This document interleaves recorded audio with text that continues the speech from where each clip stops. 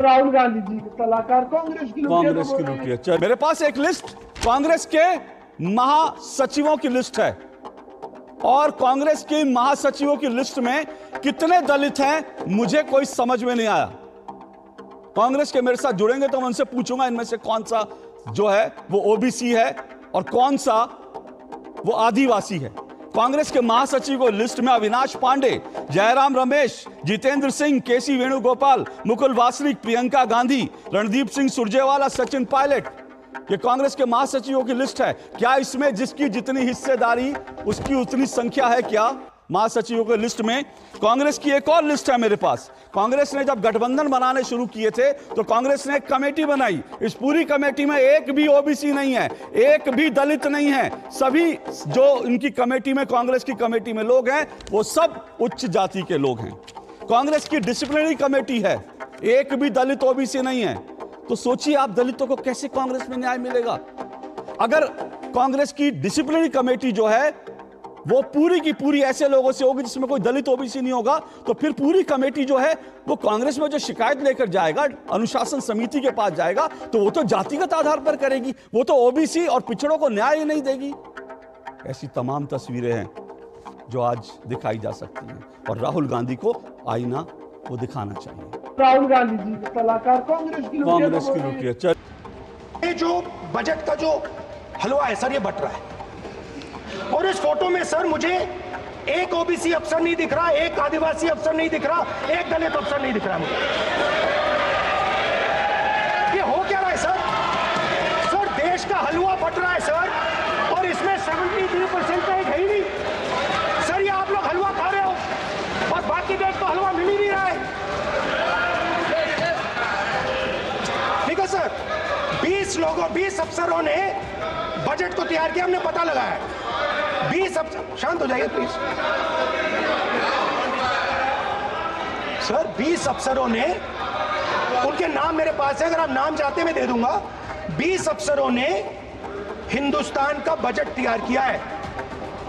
मतलब हिंदुस्तान का जो हलवा है 20 लोगों ने बांटने का काम किया है। अब स्पीकर सर, उन 20 लोगों में से 90% लोगों में से सिर्फ 2 हैं, एक माइनॉरिटी और एक ओबीसी। और इस फोटो में एक भी नहीं है, मतलब फोटो में आपने पीछे कर दिया। इस तस्वीर में 5 आईएएस अधिकारी मौजूद हैं और मैं आपको बता दूं ये पांचों आईएएस अधिकारी राहुल गांधी जी के पिता के समय के अधिकारी हैं। जब राहुल गांधी के पिता इस देश को चला रहे थे उस वक्त के ये पांचों अधिकारी हैं। तो राहुल गांधी जो कह रहे हैं उन्होंने कांग्रेस का और अपने पिताजी का शायद इतिहास नहीं पढ़ा, क्योंकि मंडल कमीशन की रिपोर्ट 1990 में आ गई थी और अगर वो 1990 में जो रिपोर्ट आई थी, अगर 1980 में जो रिपोर्ट आई थी, अगर उसी समय उसको लागू कर देती कांग्रेस तो आज इस तस्वीर में आपको ओबीसी और दलित दिखाई देते। लेकिन क्योंकि कांग्रेस ने वो रिपोर्ट जारी नहीं की, इसलिए आपको इस तस्वीर में राजीव गांधी जी के समय के सारे अधिकारी दिख रहे हैं। तो ये तो इस तस्वीर की हकीकत है, बजट बनाने वाले अधिकारियों की हकीकत है। एक और तस्वीर आपको दिखाता हूं, कांग्रेस के समय में जो बजट बनाते थे। सवाल यह है कि बीजेपी क्या ऐसा कर रही है? तो कांग्रेस के समय में जो बजट बनाने वाले थे उनकी तस्वीर भी आपको दिखा रहा हूं। पी चिदम्बरम वित्त मंत्री थे और इसमें भी जो अधिकारियों की लिस्ट है, जो अधिकारी बजट बना रहे थे, उसमें SC ST जो है उनकी संख्या 0 है। यानी एक भी अधिकारी कांग्रेस के समय में बजट बनाने वालों में वो SC ST होता ही नहीं था। क्यों नहीं होता? इसको JP नड्डा ने कुछ समय पहले एक बात बताई थी। उन्होंने संसद में ही, राहुल गांधी ने जब अधिकारियों में ओबीसी और दलित ढूंढने शुरू किए थे तो JP नड्डा ने वो बात उन्होंने बताई थी कि ऐसा क्यों होता है। जरा JP नड्डा को सुन लीजिए, क्योंकि आज राहुल गांधी ने जो कुछ कहा, अगर आप उसको नहीं समझेंगे, परत दर परत नहीं समझेंगे, तो ये देश एक बार फिर से जाति का जो संघर्ष है उस आग में देश जल जाएगा। इसलिए जरूरी है कि राहुल गांधी ने जो कुछ कहा उसको सिलसिलेवार तरीके से आप समझें। सुनिए जरा। 1992 में सुप्रीम कोर्ट ने कहा कि आप सर्विसेज में ओबीसी को रिजर्वेशन, और 1995-96 में SC ST और OBC कैटेगरी सर्विसेज में जुड़ी और ऑल इंडिया सर्विसेज में। अब आप बताइए कि आज सेक्रेटरी के एम्पैनलमेंट का जो कट ऑफ ईयर है वो है 1992। जो सेक्रेटरीज हैं वो 1992 बैच के नीचे के लोग हैं, पहले के लोग हैं। अब मैं आपसे पूछता हूं कि 2004 से 2014 तक कितने सेक्रेटरी ओबीसी थे और कहां थे वो ओबीसी के सेक्रेटरी, किस क्राइटेरिया में थे? जरा हमको इसका ज्ञानवर्धन। देखिए, मैं बार बार बोलता हूं, लीडर को लीडर बनना पड़ेगा, ट्यूटर से नहीं चलता काम।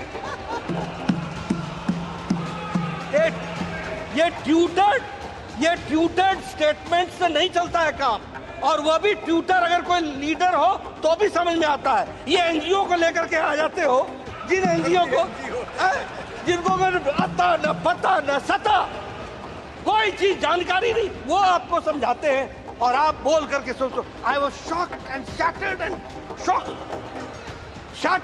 शॉक्ड। अरे भाई, शौक तो लगना ही था, जब पढ़ना ही नहीं पूरा तो शौक ही लगेगा, और क्या हो। तो जेपी नड्डा थे जिन्होंने बताया कि राहुल गांधी जो थ्योरी देते हैं वो कितनी बोगस है। वैसे सोशल मीडिया पर आज चर्चा चल रही है कि राहुल गांधी के जो भाषण हैं वो बहुत सोच समझ के लिखे जा रहे हैं। वो भाषण कहीं ना कहीं उसके स्क्रिप्ट राइटर जो हैं वो कुछ वामपंथी, कुछ अर्बन नक्सल और कुछ नक्सलवादी मानसिकता वाले हैं, जो इस देश को टुकड़ों टुकड़ों में बांटना चाहते हैं। वही लोग राहुल गांधी का पूरा भाषण लिख रहे हैं, ऐसी चर्चा सोशल मीडिया पे जारी है। वैसे ये भी बता दूं, राहुल गांधी जब पहली बार विपक्ष के नेता के तौर पर बोले थे तो उन्होंने सबसे पहले हिंदुओं को हिंसक कहा था, और आज भी उनके भाषण में इसकी झलक थी। तो वो हिंदुओं को हिंसक बताते हैं, जाति में बांटने की बात करते हैं, और दूसरा काम वो जो करते हैं वो झूठ बोलने का काम करते हैं।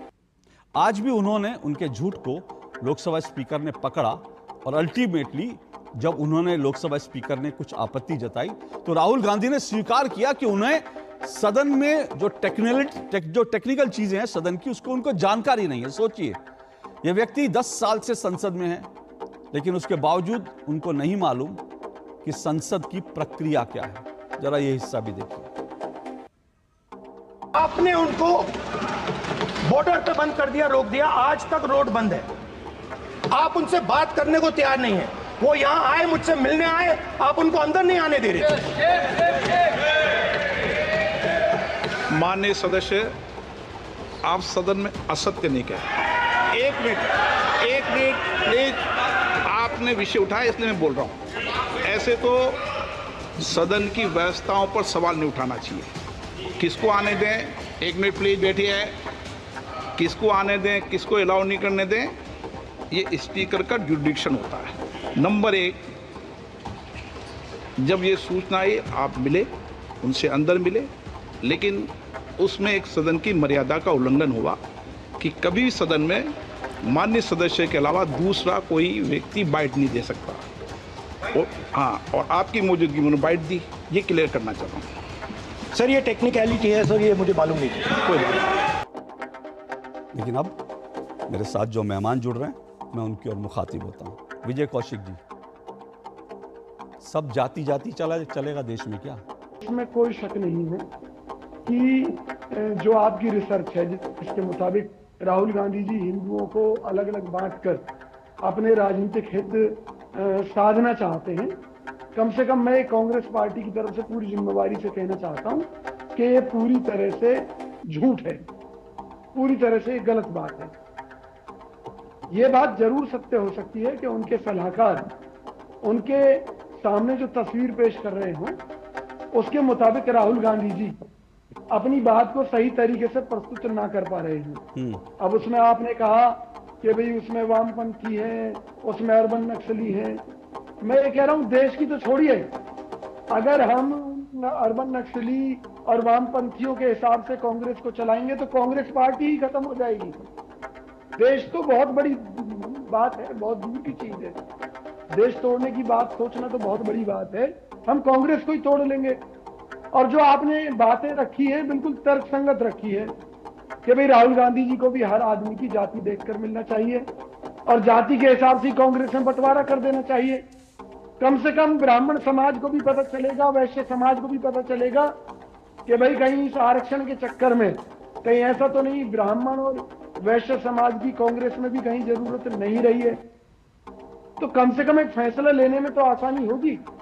जो बात हम देश पर लागू करना चाहते हैं वो हमें पार्टी में करनी चाहिए निश्चित तौर पर। मैं आपकी बात का समर्थन करता हूं। विजय कौशिक जी, बधाई आपको, लेकिन अगर आप ऐसा करेंगे तो कांग्रेस में आपके लिए कोई जगह नहीं बचेगी। वैसे मुझे नहीं पता उस फॉर्मूले के हिसाब से, कांग्रेस के अंदर राहुल गांधी, प्रियंका गांधी वाड्रा की जगह बनती है नहीं बनती उस जगह के हिसाब, क्योंकि मुझे नहीं पता उनकी जाति क्या, आपको ज्यादा बेहतर होगा। मैं उनकी जाति के बारे में ना जानता हूं ना मैं उनके बारे में जानना चाहता हूं, लेकिन मुझे नहीं मालूम उनका हिस्सा बनेगा कि नहीं बनेगा कांग्रेस के अंदर। सुनिए, जहां तक राहुल गांधी जी की बात है, उन्होंने अपना गोत्र दत्तात्रेय बताया था। आपकी जानकारी के लिए भी आपको स्पष्ट कर दूं मैं, क्योंकि आपको पहले से ही मालूम होगा। उस हिसाब से वो ब्राह्मण हुए तो भाई सीधी सी बात है, अगर हम ब्राह्मण होकर ये दावा करते हैं कि वो पिछड़ी जाति और उनके लोगों के साथ अन्याय हो रहा है, तो कांग्रेस के संविधान में हमें ये बात लिखनी होगी कि कांग्रेस की तरफ से जब भी प्रधानमंत्री या मंत्री जितने भी बनेंगे वो सब उन्हीं जातियों के होंगे, ब्राह्मण वैश्य उच्च जात से। बहुत अच्छी बात कही आपने, बहुत अच्छी बात कही। और इसकी शुरुआत जो है नेता प्रतिपक्ष के पद से होनी चाहिए, यह भी उसमें लिखी है संविधान में। इसकी शुरुआत जो है नेता प्रतिपक्ष के पद से होनी चाहिए। और राहुल गांधी अगर राहुल गांधी दत्तात्रेय ब्राह्मण है जैसा वो दावा करते हैं, और हिंदुओं का दिल बहुत बड़ा होता है, कोई अगर विदेशी परिवार से आए, कोई अगर जो है कोई पारसी हो, कोई मुस्लिम हो, वो भी अगर उसकी जाति बदलती है तो हिंदुओं का दिल इतना बड़ा है कि सबको स्वीकार कर लेते हैं। कोई अगर कह दे जनेऊ पहन ले तो हिंदू उसको ब्राह्मण मान लेते हैं। और हिंदुओं में ऐसा भी नहीं कि जनेऊ ब्राह्मण को ही पहनने की इजाजत है, दूसरे दलित पहले भी जनेऊ पहनते, तो हिंदुओं का दिल बहुत बड़ा है। लेकिन मेरा सिर्फ इतना कहना है विजय भाई, अगर इसकी शुरुआत हो तो इसकी शुरुआत जो है नेता प्रतिपक्ष के पद से होनी चाहिए। नेता प्रतिपक्ष के पद पर कोई दलित, ओबीसी, आदिवासी को बैठाना चाहिए। मेरी 2 लाइनें और सुन लीजिए। मैं एक बात के लिए और बधाई देना चाहता हूं, वो बात राहुल गांधी जी तक जरूर पहुंचेगी। मुझे उम्मीद है कि जो उनके सलाहकार हैं वो पहुंचाने की कोशिश करेंगे कि जाति का झगड़ा केवल हिंदुओं में नहीं है, मुसलमानों में भी उससे ज्यादा है, ईसाइयों में भी उससे ज्यादा है। उनके यहाँ पोप को लेकर कितनी तरह की बातें चलती हैं और उनके यहाँ कितने जातिगत झगड़े हैं। आप किसी भी जाति को ले लीजिए, सिखों के अंदर भी है। और मैं तो सिख भाइयों से भी पूछता हूं कि भैया अगर आप हिंदुओं का हिस्सा नहीं है तो स्वर्ण मंदिर में स्वर्ण के आगे मंदिर क्यों है? विजय कौशिक जी, आप आज आप मेरी तरफ से बोल रहे हैं, मैं क्या बोलूं, लेकिन आप कांग्रेस की तरफ देश की तरफ, अगर आप देश की तरफ से बोल रहे हैं तो इसका मतलब है कि राहुल गांधी देश की तरफ से नहीं बोल रहे। बहुत अच्छी बात है। इस बात को अगर कांग्रेस में लोग स्वीकार कर रहे हैं कि राहुल गांधी देश की तरफ से नहीं बोल रहे हैं, अशोक श्रीवास्तव और विजय कौशिक देश की तरफ से बोल रहे हैं, तो उसके लिए आपका बहुत बहुत बधाई। मैं चाहूंगा कि कांग्रेस के लोग जो है इस तरह से दिल खोल कर बोले, हिम्मत करके बोले। मैं कांग्रेस के नेताओं को भी कहता हूं, डरो मत कांग्रेस के नेताओं, बोलो। जिस तरह से राहुल गांधी हिंदुओं को लगातार अपमानित कर रहे हैं, हिंदुओं को बांट रहे हैं, मैं हर कांग्रेसी से कहूंगा डरो मत, विजय कौशिक की तरह बिना डरे बोलो। अशोक भाई, मेरी बात पूरी होने दीजिए बस। मैं केवल आपसे ये कहना चाहता हूं कि भाई झगड़े हर जाति के अंदर हैं, और राहुल गांधी जी अगर उनकी बात कर रहे हैं, ठीक है, वो उनका अपना एक नजरिया है। लेकिन कांग्रेस, जैसा कि मैंने कहा कि कांग्रेस देश के लिए लड़ती है, देश के लिए सोचती है, और विजय कौशिक कांग्रेस का हिस्सा है, इसलिए वो देश के लिए सोचता है। जहां तक राहुल गांधी जी की सोच की बात है, मैंने कहा कि कई बार सलाहकार गलत चीजें, खुद जिस देश के प्रधानमंत्री अगर अपनी जाति बताते हो कि वो पिछड़ी जाति से हैं, तो आप देख लीजिए मोदी जी के भी सलाहकार कोई अच्छे तो है नहीं। ठीक है, मोदी जी के सलाहकार देश की लुटिया डुबो रहे हैं, और राहुल गांधी जी के सलाहकार कांग्रेस की लुटिया डुबो रहे हैं।